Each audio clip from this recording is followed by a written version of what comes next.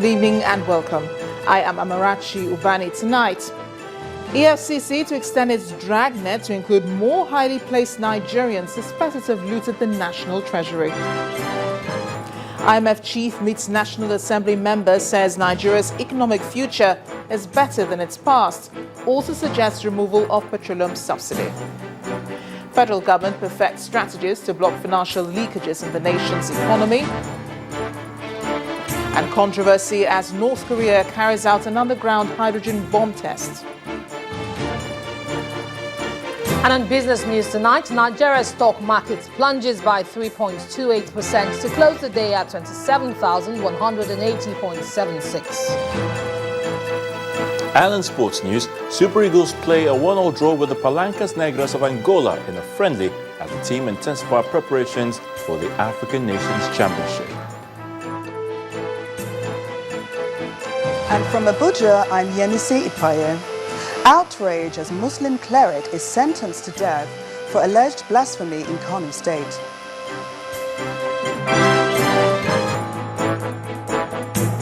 The clock is ticking for some influential Nigerians whom the Economic and Financial Crimes Commission's chairman, Ibrahim Mago, says will be in their net in a couple of days.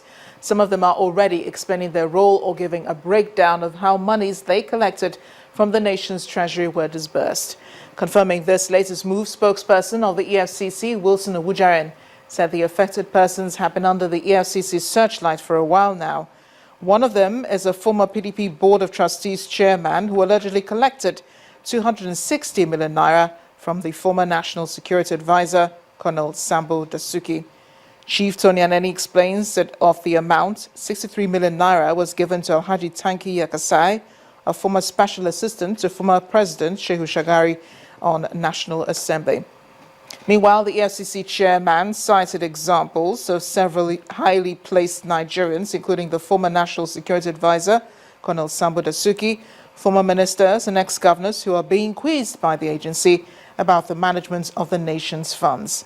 According to Mr. Magu, the effect of this, which is obvious for all to see, is the investigation, arrest and prosecution of some of the most powerful forces in Nigeria who have questions to answer on their stewardship whilst in office. On the allegations of the anti-corruption war appears to be targeting only members of the opposition party, Mr. Magu insists that politics had nothing to do with it. He said no Nigerian shall be regarded as above the law or treated as a sacred cow as far as the fight against corruption under the Buhari administration is concerned. In the meantime, a group of PDP supporters have taken to the streets of Abuja protesting what they call the injustice visited on the party's leaders who are being quizzed by the EFCC. They say they believe in their leaders and attempt by the EFCC to investigate them is purely to rubbish the PDP. On the other hand, the Minister of Information and Culture, Mr. Lai Mohammed, disagrees with the youth, saying the trial of party chieftains has nothing to do with politics. Some members of the People's Democratic Party are currently facing corruption charges in the hands of the Economic and Financial Crimes Commission. The latest is that of the party's National Publicity Secretary, who has been arrested by the EFCC, a development these protesters are against. Both the protesting youth wing of the PDP and their patron accused the APC-led government of selective justice in the anti-corruption crusade. You cannot convict us except if we are convicted. Arresting somebody does not mean that he is a criminal. It's when you convict him, you know, and conviction is when it's finished, then you know. So we are telling you that in confidence, our leaders, we are with them and we are backing them. They should be strong, they should be strength enough, and we are taking over 2019. Meanwhile, the Minister of Information and Culture, in his reaction, says the federal government does not interfere with the operations of the EFCC. Honestly, if the EFCC or the ICPC or whoever says that they are able to trace a certain amount of money to my account, I don't want you to believe it. I want you also to ask for proof and do your investigation. But I can assure you that this government, no functionary in government and cabinet micromanages or directs the EFCC or the ICPC on who to arrest or who not to arrest. The federal government has promised to fight corruption. This is one promise many citizens would love to see the government fulfill without fear or favor. The managing director of the International Monetary Fund, Ms. Christine Lagarde, has called for increased funding of Nigeria's real sector. Ms. Lagarde, who spoke with journalists after a meeting with the central bank governor, is optimistic that increased funding of the critical sectors of the economy remains key to the nation's development. She said she was confident in the Nigerian economy, but adds that she expects more stability in the system. It's day 2 of the visit of the IMF Managing Director to Nigeria. Since her arrival into the country, she has been meeting with key players in the nation's finance sector. This time, she is meeting with the governor of the Central Bank of Nigeria. After several hours of closed-door meeting, she spoke on her view of the Nigerian economy. Top on the list is increased lending to sectors such as the agriculture and the small and medium enterprise sectors. It was a very productive meeting, very open. We had the chance to really exchange and consider how the system can improve further.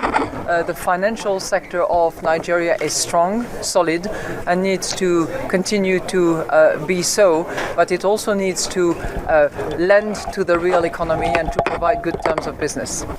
The governor of the central bank could not agree less on the point raised by the IMF boss.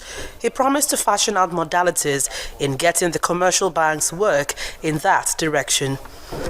Where we had very, very fruitful discussions, and indeed she gave support to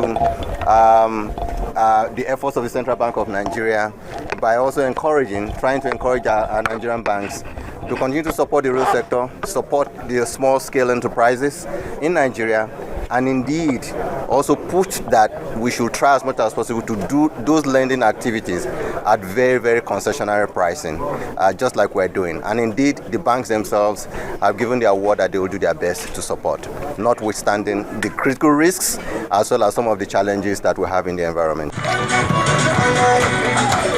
As part of her visit to Nigeria, Ms. Lagarde was also at the Mother Teresa Orphanage in Gwarimpa area of the nation's capital.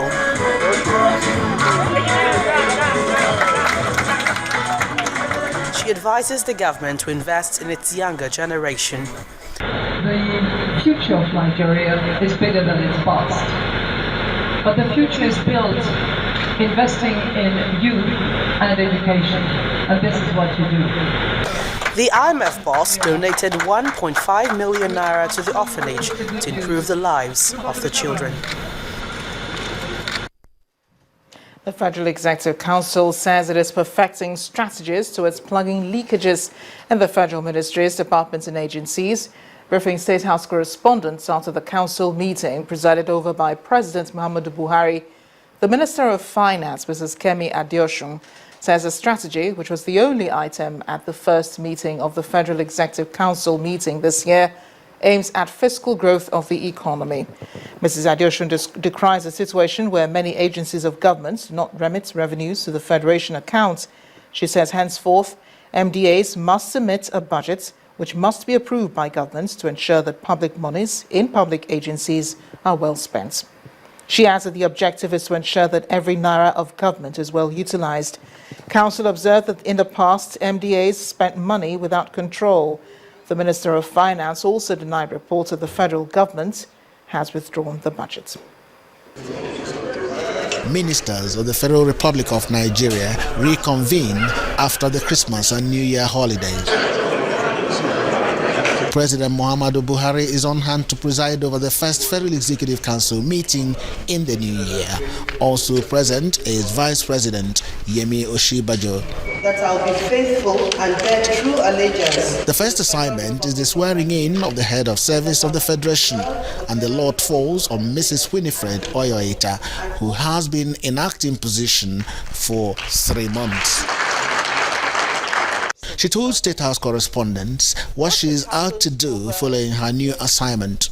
What I would be doing, by the grace of God, during my tenure, is to, hasten up on some of those reforms that will have far-reaching impact on service delivery and the economy of this country. The Federal Executive Council said they are bothered about leakages in federal revenue. This is following a memo by the Minister of Finance and is the only issue on the front burner. We have discovered that many agencies have never credited anything and never generated any operating surplus, including some whose salaries, overhead, capital is paid by the federal government. Then in addition to that, they generate revenue which they spend without any real form of control. So one of the big initiatives and changes of this administration is to bring all those agencies into line, to insist that they must submit a budget, that budget must be subject to approval, and that they must operate within that budget so that the surplus that is meant to come to the federal government comes in to be used as appropriate. The Federal Executive Council maintains that all the ministries will be audited to avoid a repeat of the past in revenue losses. Chukwuma Onwekusi, Channels Television News. In part two after the break, fear grips residents of Rivers and Taraba states over Lassa fever, the infection and the spread, plus a discussion on the visit of the IMF Chief to the National Assembly. That will be at our Abuja studios, so please stay with us.